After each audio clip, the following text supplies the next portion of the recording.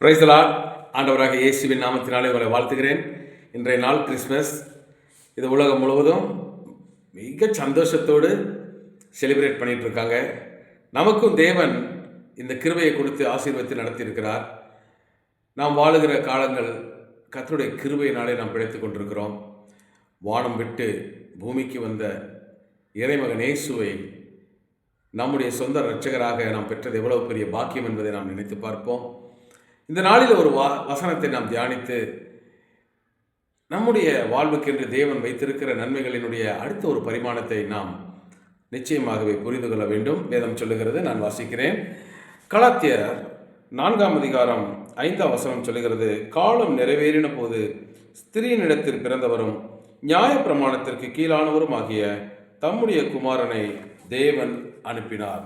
அழகாக வேதம் சொல்லுகிறது, காலம் நிறைவேறின போது. எந்த காலமா? வேதம் சொல்லுகிறது ஆதியாகமம் 3ஆம் அதிகாரம் 15ஆம் வசனத்திலே, உனக்கும் ஸ்திரிக்கும் உன் வித்துக்கும் அவள் வித்துக்கும் பகை உண்டாக்குவேன், அவர் உன் தலையை நசுக்குவார், நீ அவர் குதிகாலை நசுக்குவாய் என்று சொல்லி வேதத்திலே முதல் தீர்க்க தரிசனம் சொல்லப்பட்டதை நமக்கு தெரியும். கிட்டத்தட்ட 4000 வருஷங்களுக்கு பிறகு இந்த தீர்க்க தரிசனம் எல்லாராலும் எதிர்பார்க்கப்பட்டு, இவர்தான் மெசியாவா, இவர்தான் வருகிறவரா, இவர்தான் தீர்க்க தரிசனத்தினால் முன்னுரைக்கப்பட்டவரா என்று காத்திருந்து அந்த தேவனை அறிந்து கொண்டவர்களும் இருக்கிறாங்க. அந்த இயேசுவை சந்தேகப்பட்டு விட்டுவிட்டவர்களும் வேதம் நமக்கு போதிக்கிறது.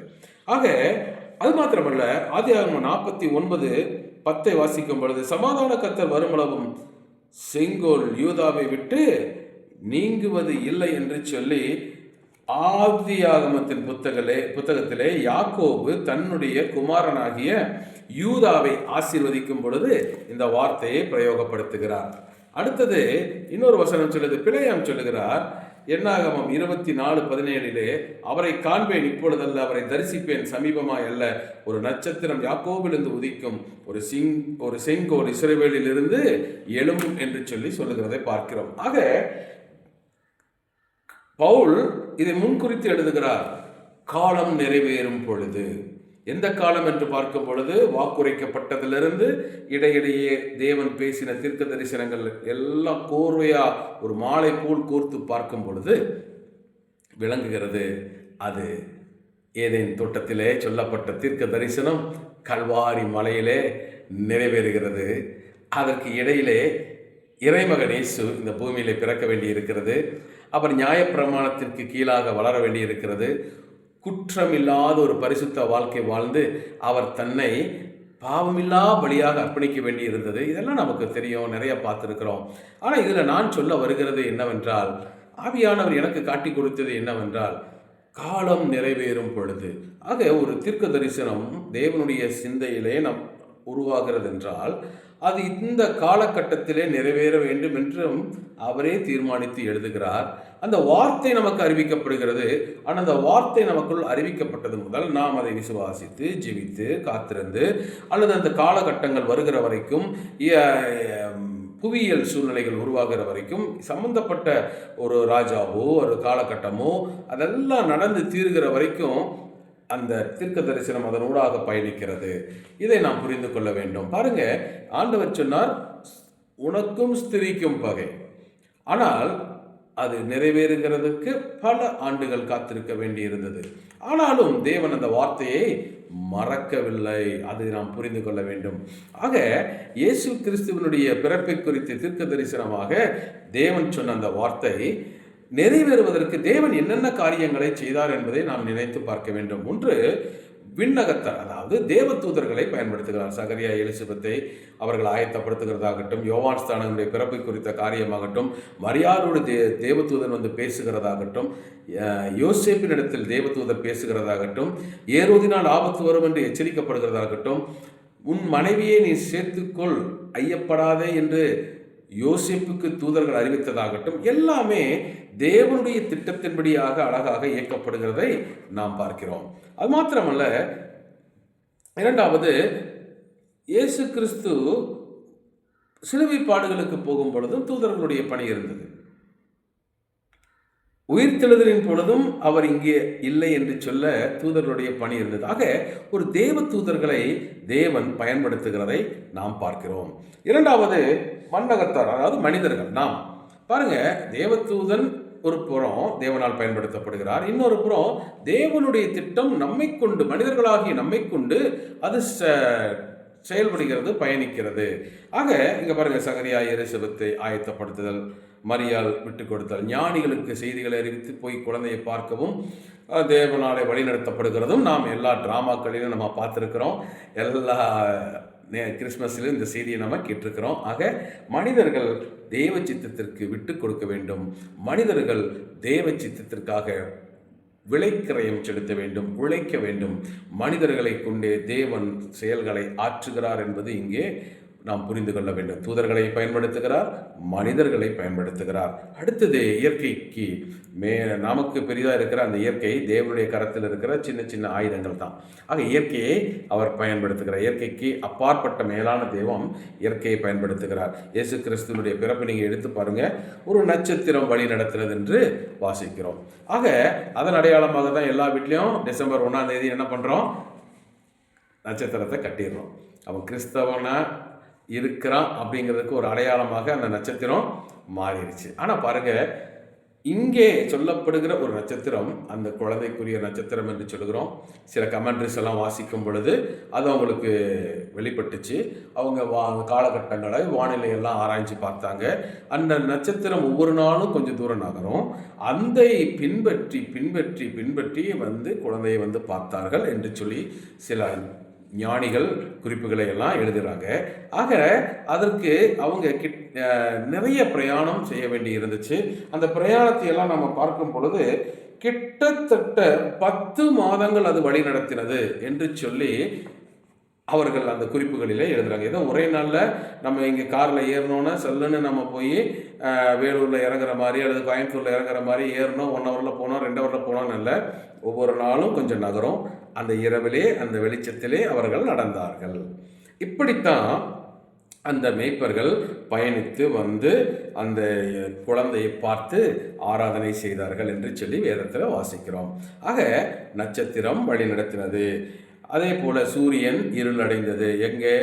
இயேசு கிறிஸ்துவனுடைய சிலுவையின் வேலையில் அதை நம்ம யோசிக்கிறோம். ஆனால் அதே இயேசு கிறிஸ்துவனுடைய பிறப்பை குறித்து தூதர்கள் மேய்ப்பர்களுக்கு சொல்லும்போது பெரிய வெளிச்சம் உண்டானது. ஆக பாருங்க, ஒரு இயற்கை சார்ந்த காரியங்கள். அது மாத்திரமல்ல, மேகங்கள் நிழலிட்டது, மரியாளுக்கு மேலாக மேகங்கள் நிழலிட்டது என்று சொல்லி வாசிக்கிறோம். ஆக எனக்கு அன்பானவர்களே, எல்லாமே தேவன் இயக்குகிறார், இயற்கைக்கு அப்பாற்பட்ட காரியங்கள். அடுத்தது பரிசுத்த ஆவியானவருடைய செயல். பரிசுத்த ஆவியானவராகிய சர்வ வல்லமையுள்ள தேவன் அவர் என்ன பண்ணுகிறார்? மரியாள் மேல் அசைவாடினார். அடுத்து எதை காட்டுகிறது? நீர் மேல் அசைவாடின அந்த ஆதி ஆகமத்தில் சொல்லப்பட்ட ஒழுங்கின்மை வெறுமையின் மேலே அசைவாடினதை அந்த இடத்துல தேவன் அதை காட்டி கொடுக்கிறார். ஆக மரியாள் மேல் அந்த தேவனுடைய நிழல் வந்த பொழுது அவர் கர்ப்பம் தரித்தாள் என்று பார்க்கிறோம். ஆக எல்லா நிலைகளிலும் தேவன் கிரியை செய்கிறார். எப்படி? ஒன்று, தூதர்களை பயன்படுத்துகிறார், மனிதர்களை பயன்படுத்துகிறார், இயற்கையை பயன்படுத்துகிறார். அவரே இறங்கி வந்து தன் ஆவியினாலே காரியங்களை செய்கிறார். ஆக இந்த தீர்க்க தரிசனம் நகர்ந்து வருகிறதற்கு காலங்கள் பெரிதாக இருந்தாலும், தேவனுடைய செயல்கள் பெரிதாக இருந்தாலும், தேவன் செயல்பட்டு கொண்டே இருக்கிறார் என்பதை நாம் புரிந்து கொள்ள வேண்டும். அது மாத்திரமல்ல, நம்முடைய பூலோக சூழ்நிலைகளை அவர் இயக்குகிறார். பாருங்க, அந்த குழந்தை பிறக்கும் பொழுது அவங்க எங்க இருக்காங்க? அவங்க நாசரேத்தில் இருக்காங்க, கிட்டத்தட்ட கலிலேயா பகுதியில் இருக்காங்க. அங்கிருந்து எங்கே போகிறாங்க? குடிமதிப்பு எழுதுறதுக்கு யூதேயாவுக்கு போகிறாங்க. பாருங்க, தீர்க்க தரிசனத்துக்காக மனிதர்களை இயக்கி அந்த சூழ்நிலைகளை இயக்குகிறார். எல்லாமே தேவனுடைய மகத்தான ஒரு திட்டமாக இருக்கிறது. ஆக அவருடைய பிரயாணம் எல்லாமே தேவனால் முன்குறிக்கப்பட்டதாக இருந்தது. நம்முடைய வாழ்க்கையில் கூட நிறைய நேரங்கள் நம்ம ஏதோ தற்காலிகமாக நடக்குது, எனக்கு மட்டும் நடக்குது, ஏன் பிரச்சனை, ஏன் எனக்கு பதில் வரல, இவ்வளோ வருஷமாக நான் கத்தரை தேடுறேனே, இவ்வளோ வருஷமாக நான் ஜிபிக்கிறேனே, இத்தனை வருஷம் நான் காத்திருந்தேனே, எனக்கு ஒரு குழந்தை இல்லையே, எனக்கு ஒரு வீடு இல்லையே, எனக்கு ஒரு செழிப்பு இல்லையே, என் வாழ்க்கையில் நான் எதையெல்லாம் நான் காத்து கிடந்தனோ எதுவுமே எனக்கு கிடைக்கலையே, ஆனால் என்னுடைய வாழ்க்கையில் நான் காத்திருக்கேன், ஆனால் எதுவும் பெறாதனால எனக்குள்ள ஒரு சோர்வு வருது, எனக்குள்ள ஒரு அசதி வருது. என்னை குறித்த தீர்க்க தரிசனம் மாத்திரம் ஏன் நிறைவேறல, என்னை குறித்த தேவ திட்டம் மாத்திரம் ஏன் நிறைவேறல? மற்றவங்களுக்கெல்லாம் நடக்குது, துன்மார்க்கனுக்கு நடக்குது, குடிக்கிறவனுக்கு நடக்குது, வெறிக்கிறவனுக்கு நடக்குது, விபச்சாரக்காரனுக்கு நடக்குது, தேவனை தேடாதவனுக்கு எல்லாம் சரியா நடக்குது, ஆனால் என் வாழ்க்கையில மட்டும் ஏன் இப்படின்னு சொல்லி ஒருவேளை நீங்க கேள்வி கேட்பீங்கன்னா உங்களுக்கு ஒரு விசேஷித்த நன்மையை தேவன் வைத்திருக்கிறார். ஒன்று. இரண்டாவது, அவர் குறித்த வேளை இன்னும் வரவில்லை. தேவன் அந்த வார்த்தையை கொடுக்கும் பொழுது இந்த காலகட்டத்திலே நிறைவேற வேண்டும் என்று சொல்லி அவர் குறித்தும் வைக்கிறார். நாம் அதை அறியாதபடியினாலே பதட்டப்படுகிறோம், பயப்படுகிறோம், கவலைப்படுகிறோம், சோர்ந்து போகிறோம். ஆனால் தேவனோ அதை சரியாக செம்மையாக அதை அவர் எழுதி வைத்திருக்கிறார். ஆக இயேசு கிறிஸ்துவனுடைய பிறப்பும் இயேசு கிறிஸ்துவனுடைய மரணமும் எப்படி சமநிலையாய் தேவன் முன்குறித்து வைத்திருந்தாரோ அப்படியாகவே உங்களுடைய வாழ்வையும் என்னுடைய வாழ்வையும் தேவன் குறித்து வைத்திருக்கிறார். அவர் நம்மை குறித்து திட்டங்களை எழுதி வைத்திருக்கிறார். அவர் ஏற்ற வேளையிலே சகலத்தையும் நன்மைக்கு ஏதுவாக செய்து முடித்து நம்மை வாழ வைக்க உண்மையுள்ளவராக இருக்கிறார். அவர் சொன்னபடியே நமக்கு நடக்கும். ஆகவே எனக்கு அன்பானவர்களே, காலம் போய்கொண்டே இருக்கிறது. காலம் என்னை வயோதிகமாக்குகிறது. காலம் என்னை தனிமைப்படுத்துகிறது. காலம் என்னை நிர்மூலமாக்குகிறது. அடுத்த அளவு எனக்கு தெரியல, அடுத்த என்னால் முன்னாடி போக முடியல, இந்த காலத்துக்குள்ளே நான் அடங்கி இருக்கிறேன் அப்படின்னு சொல்லி நீங்கள் நினைப்பீங்கன்னா நீங்கள் காலத்துக்குள்ளே இருக்கலாம். தேவன் காலத்துக்கு வெளியே இருக்கிறார். ஆனால் அந்த காலத்துக்கு வெளியே இருந்த தேவன் தான் இயேசுவினுடைய பிறப்பை காலத்திற்கு உள்ளாக பொருத்தினார். எனக்கு அன்பான கர்த்தருடைய பிள்ளைகளை, எதற்கும் சோர்ந்து போகாதீங்க. ஆக நான் இந்த செய்தியின் மூலமாக, ஆவியானவர் மூலமாக உங்களுக்கு சொல்லுகிற ஒரு வார்த்தை, எதற்கும் கலங்காதிருங்கள். கிறிஸ்துவை சரியான வேளையிலே பூமியிலே பிறப்பிக்க பண்ணி மனுக்குலத்தின் குறித்ததான திட்டங்களை பிதாவாகிய தேவன் நிறைவேற்றி முடித்தது போல உங்களை குறித்து உலக தோற்றத்துக்கு முன்பாக எழுதப்பட்ட எல்லா காரியங்களையும் குறித்த வேளையிலே நிறைவேற்றுவார். அதற்காக அவர் தூதர்களை பயன்படுத்தலாம், அவர் மனிதர்களை பயன்படுத்தலாம், இயற்கையை பயன்படுத்தலாம், டெக்னாலஜி பயன்படுத்தலாம், பரிசுத்த ஆவியானவரை பயன்படுத்தலாம். இன்னும் உங்கள் அறிவுக்கு அப்பாற்பட்ட சகலமும் உங்கள் கண்களுக்கு மறைவாக இருந்தாலும், ஆனால் அது உங்களை வாழ்வை குறித்து அது செயலாற்றி கொண்டே இருக்கிறது என்பதை நீங்கள் மறந்து போகவே கூடாது. ஆகவே எல்லாவற்றையும் யோசித்து நீங்கள் ஆராய்ந்து பார்த்தால் ஒன்று புரியும். மரியாள் சொன்ன அந்த ஒரே வார்த்தை, தேவனால் கூடாத காரியம் ஒன்றுமில்லை. லூக்கா 1:37 வாசிக்கிறோமே, அதுதான்.